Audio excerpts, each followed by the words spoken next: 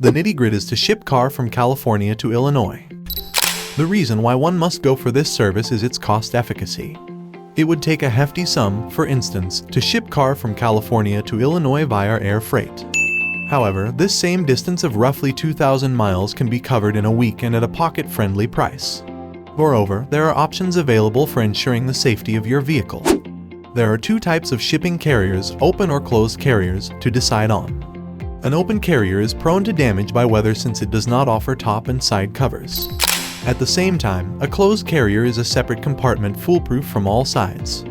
Honestly, it's your choice. There are times when you might have wished you could fold your car and carry it in your suitcase. That's how you know it is a whole new ballgame to move a car from place to place. You can't even drive it to the destination because it is too far off. So, you decide you need your car hauled from your place and dropped off at the destination. The service you're looking for here is an auto transportation service. Get your free personalized quote by calling us at 888-231-0113.